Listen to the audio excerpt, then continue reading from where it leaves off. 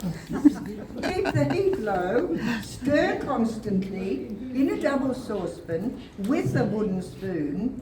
Are you stirring? Said my mum. Yes, Mum, I fibbed. Too late, it's stuck. Then and now, things get stuck. Life's like that. It sticks and it burns. This lumpy custard of life. Pour it down the sink and turn the tap on hard, very hard, much too hard. Custard blobs, boiling hot, down my face, in my hair. Lord, life sure can be very lumpy. It seeps into my brain, a painful themselves in 1,000 details you thought had deserted you. Magnify the pictures, hold your breath and breathe them forward. Give them sides and backs and tops and bottoms, spying into crevices, climb over fences, open the windows from outside in, till you see dirt under the fingernails and the shape of a scar on the knee of a child. How came that scar? Empty the contents of the cupboard, hang out the sheets, all the stains and patches. Look down at your feet and show me the mud on your sandal stitches. Show a crowd of body shapes. Enlarge the very fingerprints of those who touched you. Turn up the volume and listen for whispers behind the din. Let your mouth water for flavours. Feel the pain of 1,000 centipedes crawling through you, or feel on your face certain eyelashes sweeping up scattered freckles, or the sucking of kisses drying away tears. Oh, very good. Hey. Sorry.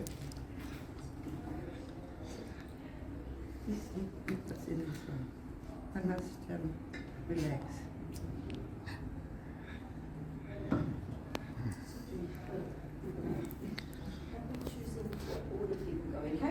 It's a new release, folks, not from the book. Stay tuned. Well, that's been a bit funny, really. Well, that's been a bit funny, really. Funny's good. Funny is very good. We need a laugh in the light of the world. We need a laugh. This happened, overheard this at the Camberwell Market. Have we all been to the Camberwell Market?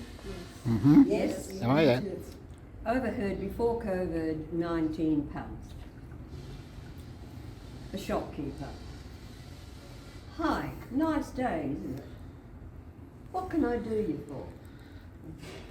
Young lady. How much are those rings? A bargain. Take them all for $50. A nice girl like you would look good wearing those rings. Where are you from? New Zealand? You on a holiday? I don't have $50. Come on. You won't find a better bargain like this in a hurry. Where are you from? Canada? I'm not good with accents. I can take them all for $40, did you say? That's right, $50. I know. You're from England. You like it here? Okay, $40 for that. Done. Good idea. Jiling, would you like to say your poem? You might need the microphone. This one is in May. I went to Memphis, and I was very heartbroken, and I didn't see Martin Luther King where he was assassinated. So I was a bit upset. I think when you're upset, when you're angry, when you're sad, you like poems. It's called Orbit. When the city lights dimmed and all the shop fronts shut down, I roamed down Beale Street, and in the air, a cello's echo whispered, its notes swaying with the breeze. A gold-rimmed guitar appeared like magic. I'm the king, a voice called. Who are you? This is Lucille. This is my Lucille. Damn you, woman. I was just a kid when I heard about Martin Luther King. I want to see where they took his life. I heard it's on Martin Street. Move on, little girl, the thrill's gone. A figure danced, twisting and turning with a groovy flair. His white jacket gleamed with every move. I'm the king, thank you very much, he sang. Oh, I heard you love me tender during my first love, though it was forbidden. Many things were forbidden here too. I'm heading to the Marine Hotel to catch a glimpse of Martin Luther King. Let's walk hand in hand if I can dream. A kid in a black cap, baggy jeans, and a long tee floated by like he's gliding on water. Spinning on his sneakers, limbs moving like a dream, but he was very real. Are you a king too? Yo, what's up? I'm Leo Buck, a Memphis juking dancer, a different art form. You are the dancer from Orbit with Yo-Yo Ma, right? Oh yeah, I danced with him in Beijing. Do you know him? Wish I did, but I love that cello solo piece he did, Orbit by Philip Glass. As city lights flickered back to life and all storefronts reopened, Beale Street faded behind me. I didn't make it to see the motel where Martin Luther King was assassinated. And you didn't remind me, I said to my friend. Who would have guessed a girl from Inner Mongolia would know about Martin Luther King? That's right.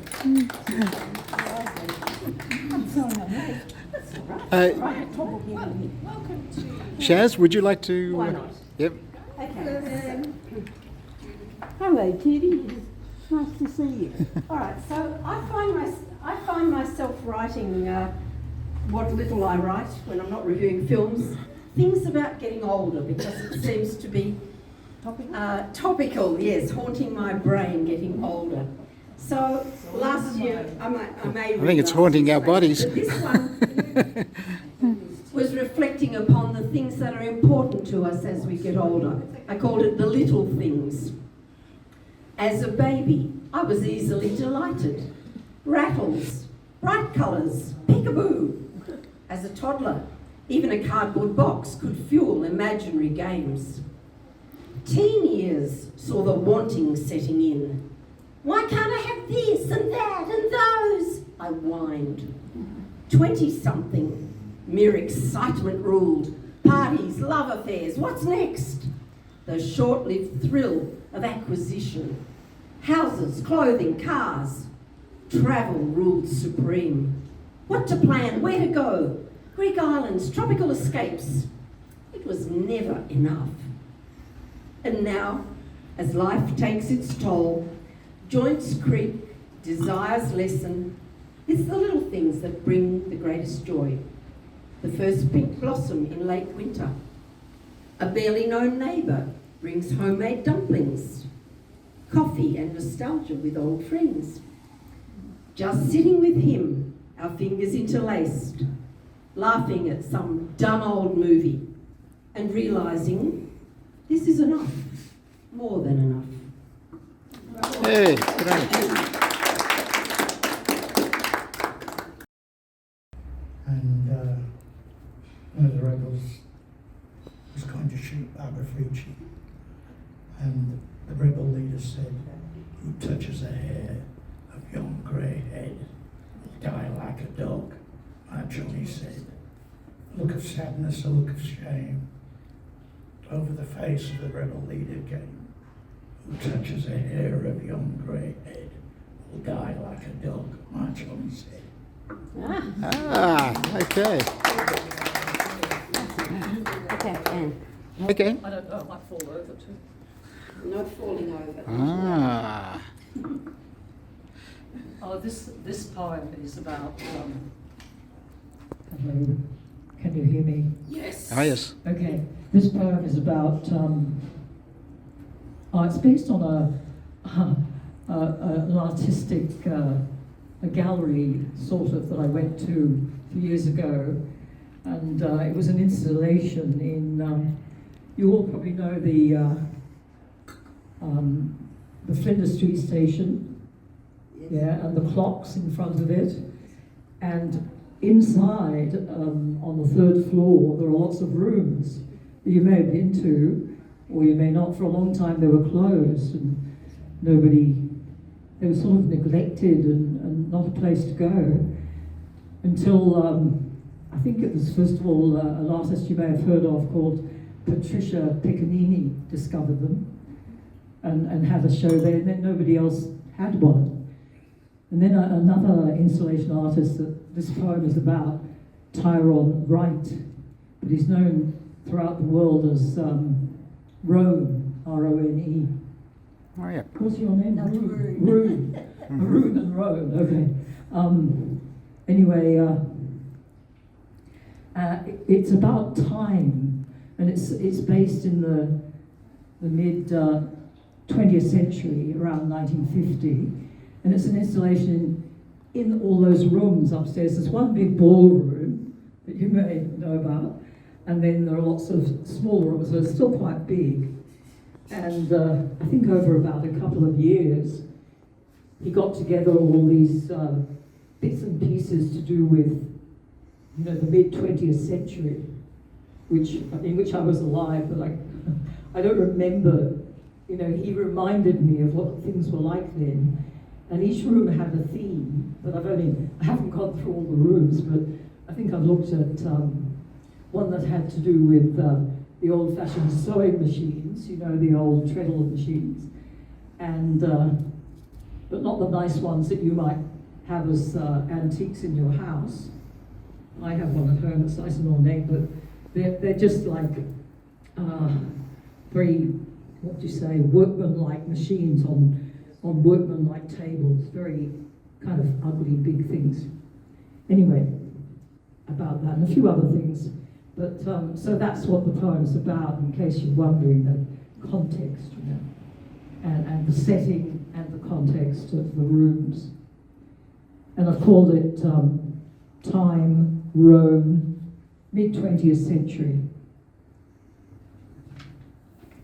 I've got over 2 pages for each line. Okay. In that secret place, behind the clocks, 3rd floor, Flinders Street Station, the abandoned ballroom no longer lies in wretched rack and ruin. Huge, haunted, ephemeral portraits of a female face.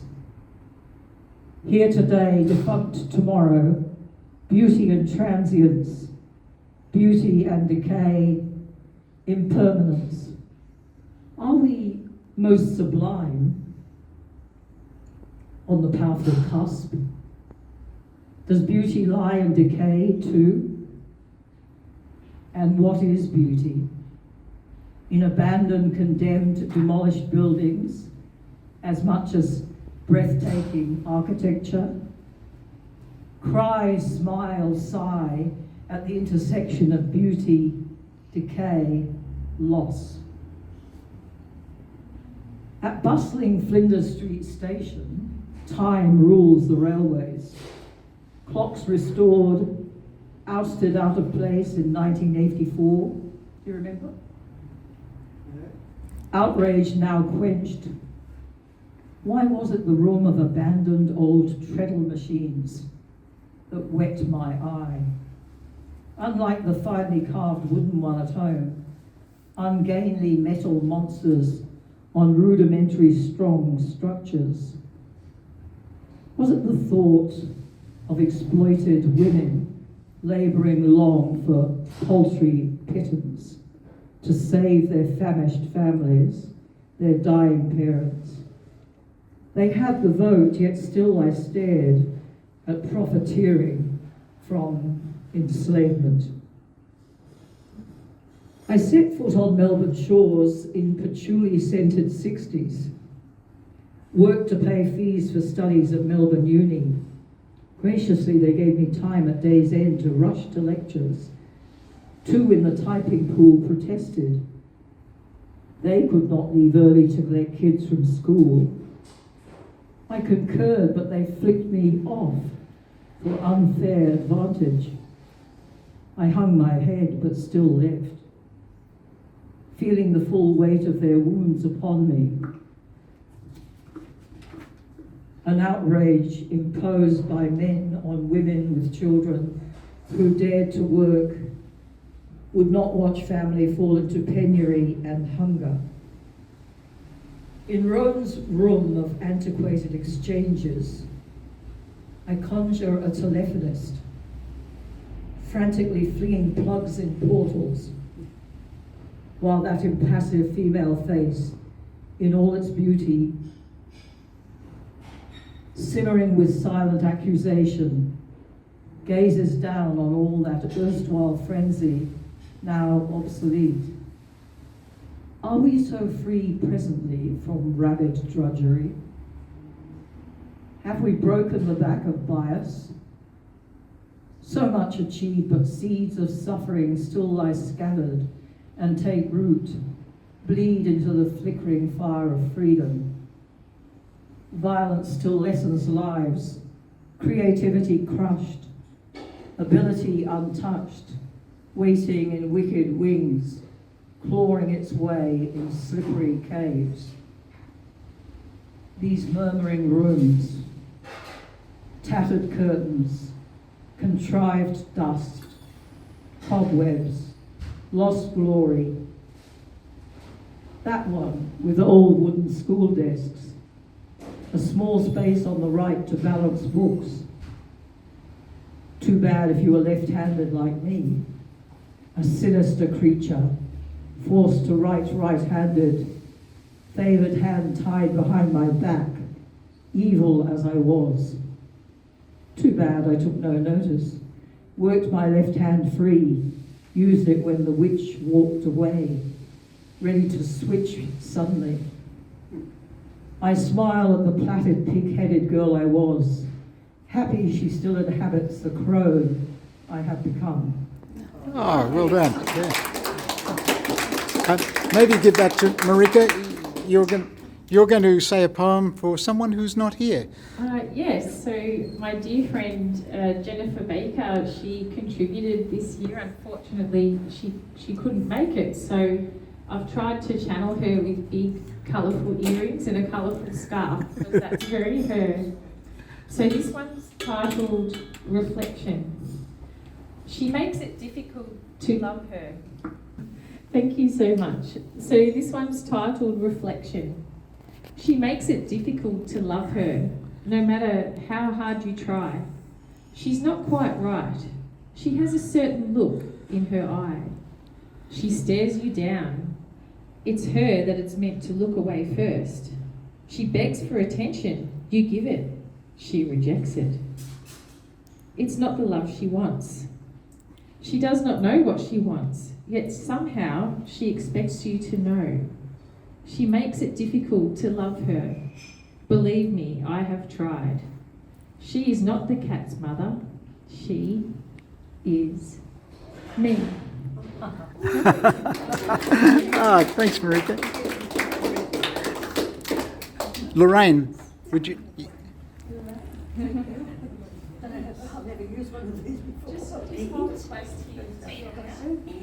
Yes, Anne, yes. Can you hear me? Yes. Speak to that. Hang on. I've never used one of these before. Is that okay? It's good. Yep. Can you hear me? Yep. At long last, it's called The Arrival. At long last, Corio, the place we dreamt of. There's a beach there, my father Bob said, as if he needed to encourage us. Our mother Ol was full of excitement. Come on, she said, as she dragged us children down the platform. Bob brought up the rear. Oh, thank you. I think I need that, thank you. Oh dear.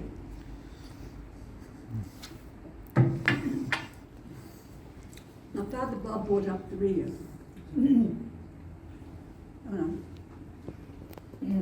Was that a pub? Bob blinked again. A pub? Wouldn't mind a pot of beer, he thought. Shivering from the cold, our family made their weary way along the dirt road. How much longer? Alan moaned, his little legs struggling to keep up with the rest of the family. Ahead, somewhere in the distance, stood a house. Look at that, Simon said. A house right on the railway line. I'm not living there, our mother said, turning up her nose. There's nowhere else to live, our father said, and that's that. He was in no mood for complaints. With no trains in sight, the family crossed the railway line. Bob opened the front gate, a few strides, and he was on the front porch.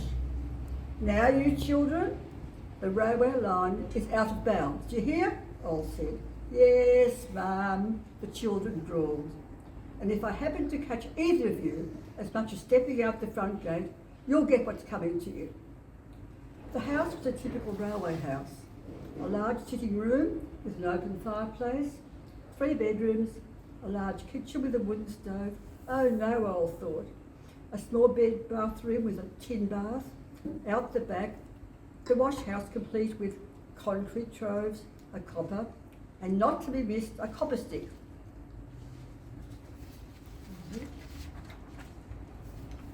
And of course, a dunny. A dunny with newspaper acting as toilet paper. Sarah imagined herself reading the truth. Back inside, Ol found himself looking for a PowerPoint. Stop looking, Bob said. There aren't any, nor are there any light fittings. That's ridiculous, Ol said. We're only 7 miles from Geelong. Too bad, Bob snapped. Now, Simon, you go and get some kindling so we can get the fire going, Bob said. Yes, Dad, as he made for the backyard. Next, Bob turned his mind to the crate marked tools. He found a lino cutting knife, hammer and tacks, then untied the twine from around one of the rolls of lino. He laid it on the kitchen floor, hoping to hell it would fit. Bugger it, he said with exasperation. He cut the lino to shape, then reached for the hammer and tacks. Tired and grumpy, and not the happiest on the end of a hammer, he hit his thumbnail. What do you kids think you are doing, standing around and getting in the way, Bob? You'll make yourself scarce. They ran out the back door and, glad to escape their father's wrath, made for the beach. The beach they'd heard so much about. But when they arrived, after walking across countless paddocks, Simon said, "Where's the sand?" They peered in one direction and then the other. Shell grit by the bucket load, but no sand. They stepped onto the grit and walked to the water, the fragments of shells crackling beneath their feet. Yuck, Simon said. Pooh, Simon said. Putrid grey seaweed lay like porridge on the water. They watched as the waves tossed the seaweed to and fro. There's no way we can swim in that foul muck, Sarah said. What's that smell? Simon asked. He followed his nose along the beach, and there it was, a monster with black, shiny skin with protruding eyes. Let's take it home and show it to Dad. He'll know what it is, Sarah said, searching the beach for some twine. They tied it around the monster's belly. Your turn first, Simon said to Sarah. And so they dragged the monster across endless paddocks, till at last they came to their new home. Well, fancy that, their father said, when his children showed them their prize. It's a dead stingray. I looked at the kids. At the fish. Take that damn thing out of the yard and get rid of it, otherwise it will stink the place out. Oh, well done. Okay, so now, Anne, we're going to have you do yours. I'll pass it. Oh, thank you. All right. You're ready for your... Yeah? Oh, yes, indeed. Yeah. That was a terrible. No, it was good. So you're supposed to be shaking. Hello? Is this working? Yeah, because I'm all nervous. Almost heated, but not quite. Thanks, Bruce. Is that operational? Yes. Okay. I wrote this poem a couple of years ago. It's called Crows, and it goes as follows. I cannot imagine, have never seen a baby crow. I picture it as a tiny ball of black, creaking beyond its size. Crows are the avian version of black pine cones lying along the topmost branches. In ancient times, 5 crows wheeling across the sky signified whatever the augurs said they foretold. Black letters against a bright blue summer sky, above the golden wheat, the rich brown mould. In winter, in the Alps, crows pick at the white snow with long, successful beaks. Their yellow eyes have seen some shred of offal from far off. Their angled legs are sticks, their feet are cruel. Crows on the snow in academic gowns strut and deliver peremptory, raucous cries. Look out, this piece is mine. My feet are cold. Their beaks fill up their faces. They look old. Crows do not fly like geese in skeins, draped loosely over a quarter of the sky. They don't adopt the V formation of ducks or the graceful bright white glide of pelicans. Crows tumble and drift like scraps of blackened rags that float above bare paddocks after fire. They strut and flap, black on a silver bough, and croaking, tell each other they have power. Oh, well done, yeah. Guy, do you want to say a little bit of your short... I could read one of the short stories. Yeah, one of the short stories. Maybe not that, but the Jerusalem one's too long. Maybe the one I did a couple of years ago. Thank What you. about Thank you, Julie. You said that's not beautiful. Thank you. I had to channel her. Yeah. Know her since we were 15, which I like. I just thought Here we go. I just thought I'd read you a short story. I wrote this a couple of years ago. It's a true story. I was actually at this place. It's called the Delphi Prophecy. The temple to Athena at Delphi in the northwest of Greece is a must-see of all the ancient Greek sites on the mainland. It sits magnificently perched above the most stunning rugged gorge with a view down the narrow valley ending in the Gulf of Corinth. A smudge of sea, twinkling grey or blue depending on the weather. It's here at Delphi that the famous oracle was reputed to foresee the future. Legend has it that the oracle, one of the high priestesses, would breathe in the fumes that came out of the ground in the temple, then enter a trance-like state and answer questions from desperate and needy souls who had travelled hundreds of miles for their wisdom. Reputedly, she was known to utter prophecies that had an uncanny way of coming true.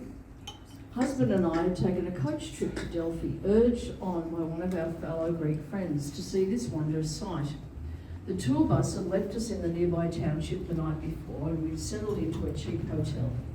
The morning started out fine, blue sky and the promise of a few hours of history unfolding before us. Quite a joy for a recent graduate with a major in history. Husband was dragged along, mostly a willing companion, kindly reading from the guidebook, pointing out each specific site we encountered. We scrambled over main sites, admiring the ingenuity of the ancient Greeks, whose structures were still standing all these centuries later. Doric and Ionic columns loom before us, most still standing, others fallen to the ground. Mass tourism had not reached this part of the world, and we were free to move throughout the entire ancient precinct without any guard shouting at us. At one point, husband came across a small spring flowing from the crumbling wall of one of the temples. He drank from it, then leapt on a nearby rock, spreading his hands and declaring to the air that he had drunk from the waters of Delphi and could now predict the future. I decided not to point out the inaccuracy of his methodology and to ignore his rather egocentric behaviour.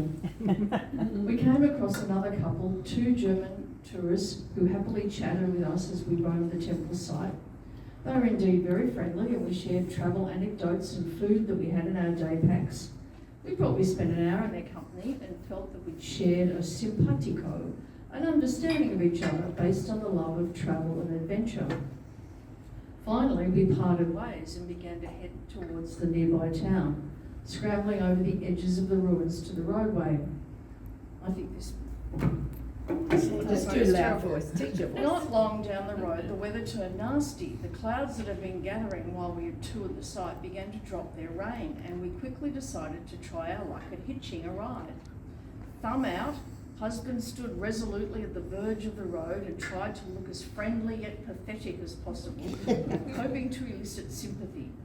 He craned his neck, looking longingly, and then spied a small Peugeot car rounding the bend ahead of us. It slowed down as it approached the two of us. We realised it was the German couple we'd befriended and happily expected them to pull over and give us a lift. But to our surprise, they hung out their windows and laughed heartily at our misfortune, sped and drove off. We stood dumbfounded for a moment and then turned towards each other, exclaiming our annoyance and disbelief. "I hope your bloody wheel falls off," shouted angry husband to the back of the fast disappearing car, feeling humiliation at being snubbed so callously. His Aussie vernacular quite often came to the fore in times of stress. He muttered other obscenities and struggled to pull his jacket hood over his wet head. Both of us were drenched within the next 5 minutes and pathetically made our way along the side of the road, glancing back every so often, hoping that another car with kinder occupants would offer us a lift. It wasn't until we'd walked for half an hour or so and had counted the next village that we managed to convince 2 American GIs in a small Volkswagen Beetle to give us a ride to the outskirts of Athens. Somehow we felt confident that we'd make our way back to our friend's house. Squashing ourselves in the back of the Beetle, we settled in for what we knew from the day before would be a tortuous ride. The road had more hairpin bends and narrow turns than a Grand Prix track. The rocky terrain often created rockfalls and spillage across the road, hampering a fast journey. On the previous day, ascending the mountainous route, the bus driver had sounded his horn as a warning to oncoming traffic at nearly every turn in the road. We tried to strike up a conversation, but the American driver was quite reticent, concentrating on his driving.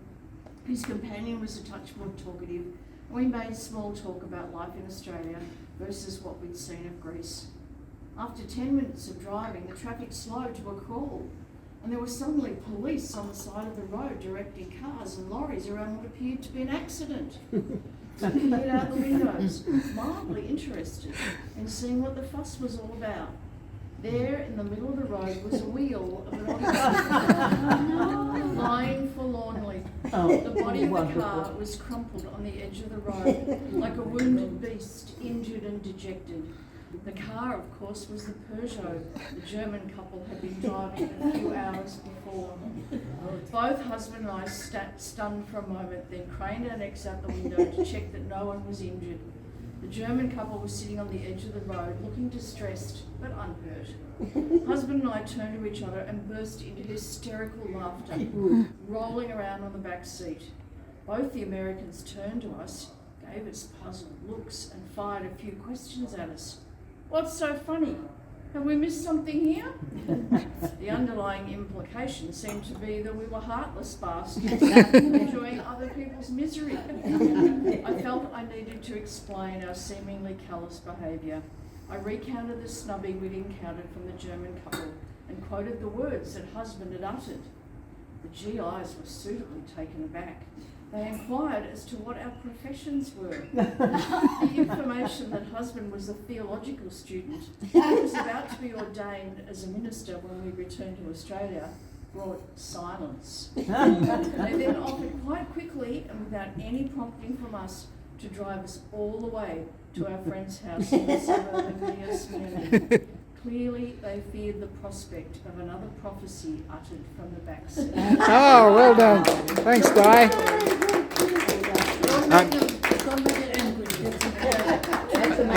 Jenny, would you like to say your daughter's poem?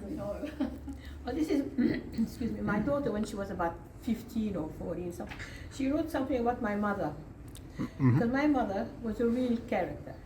I mean, you should have known her, but I couldn't describe her the way she did. So I thought I'll read this. It's it. Oh, I haven't got my glasses. Pardon. I've got my glasses.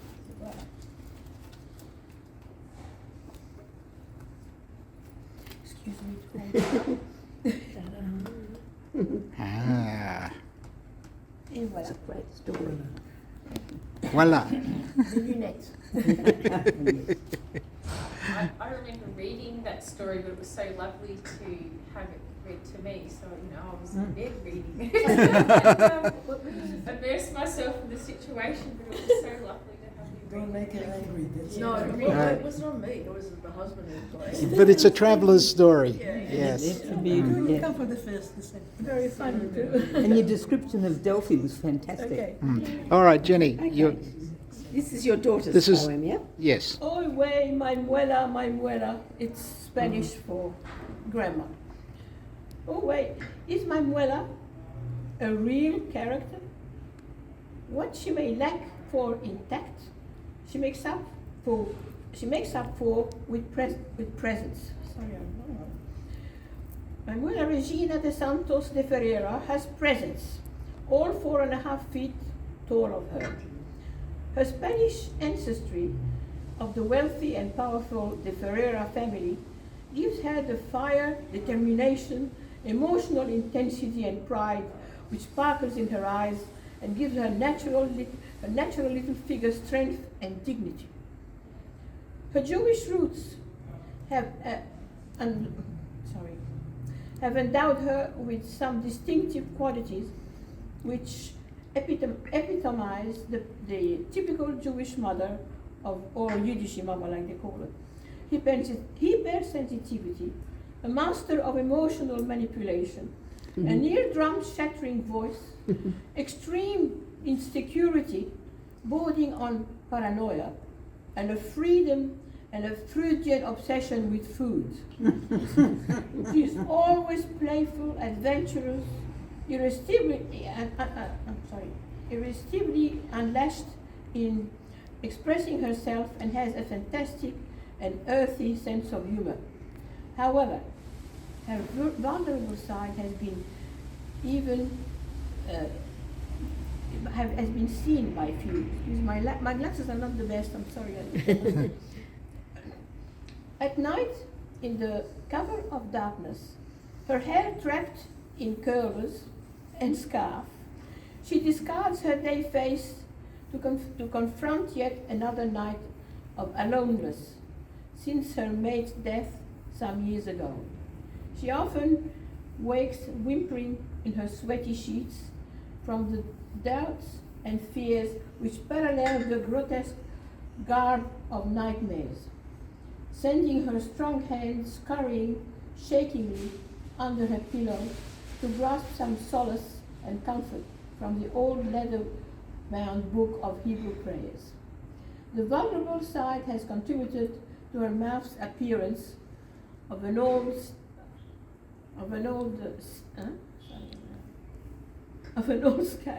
scar, switched into thought quiet suffering.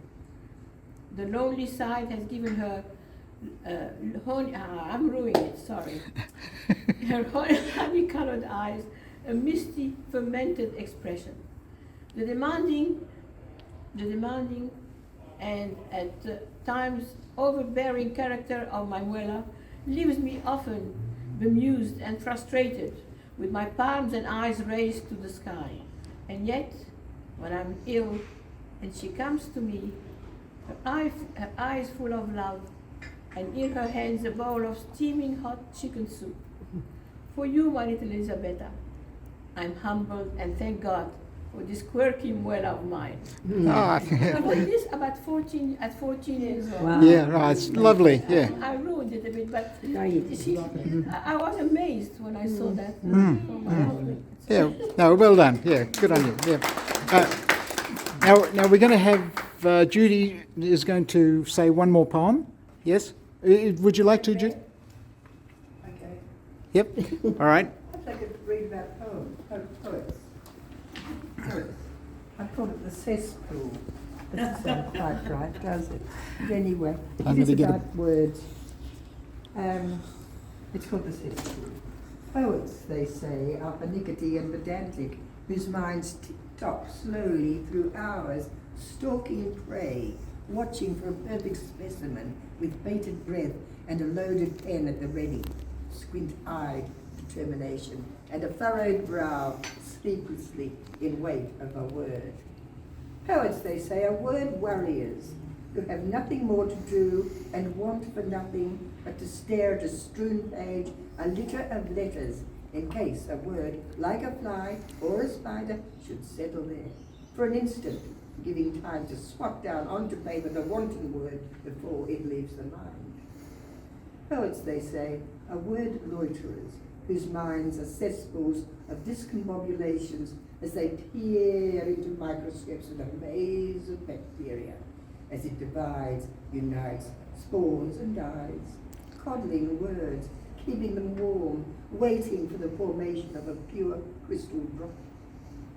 Poets, they say, are nurturers who pamper words, which are barely alive as they simmer low. The poet feels a faint pulse that others miss, and sees a web of colours through veins, then stretches it delicately till gossamer fibres reveal thoughts from the dark recesses at the back of the mind. Poets, they say, can capture a word in a bubble, let it settle, dare not move, dare not breathe, snatching the word before the bubble bursts. Oh, well done, yes. Thanks, Marika, for the opportunity to say a few poems and stories from our anthology. And I think it's about, unless you've got anything else that you'd like to add? Oh, what time are we at? What time is it?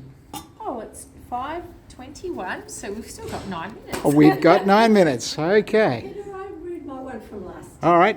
We've got one more. theme of getting older. Yes, I could do another one. Yes, all right. Oh, okay. Yeah, all We'll right. go for one. Yep, absolutely. All right. So this was my last year's one.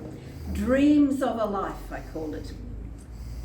And it was inspired by the idea that we see so many people that we don't know and don't bother to take the time to even introduce ourselves. We dismiss them out of hand based on just a glance. And I thought, what if you did it differently?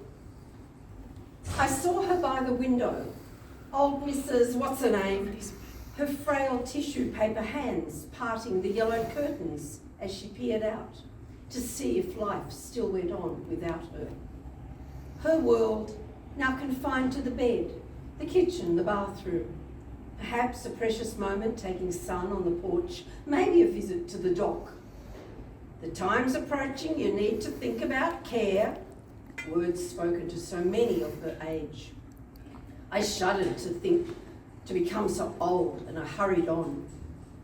But old Mrs. What's-her-name was somewhere off in her dreaming past, hair caught in a jaunty ponytail, flared taffeta pink skirt, a naughty hint of lipstick, and oh, those sneakers just made for dancing as her handsome bob moved her to the beat, twirling her, whirling her, her heart racing with the giddy joy of all that life might bring. You're my best girl, Pat, I love you. And their life together had been just so, full of love and squabbles, children loved and mourned, dancing, travels, health and illness, and so much more. I saw her sitting on her porch, the setting sun highlighting creased cheeks. I ventured up the path, offered a smile, an introduction. She offered a seat. So, Pat, tell me all about your life. I bet you've got some stories there. Oh, well done. Well, Marika.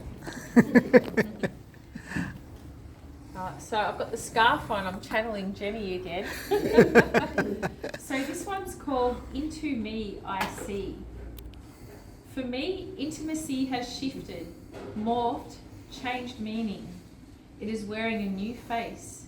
Intimacy has become into me, I see. I have created a world, a relationship within myself, and now I don't want, desire, or crave another. I used to be scared of forever alone, but now I run from forever together till death do us part. The idea of this is death to me. Empty promises of continued coupling combined with an unforeseeable future feels like a formula for failure. We are fickle. We expect too much and offer too little. We want more but give less. We take and we take and we take. Love burns out, yet we keep trying to light the sunken, shriveled, scorched wick. The flame is dead, so we soak it in a layer of lies and flick a match in its general direction, hoping for reignition, resulting in internal combustion. What is left? Smoke trails of love.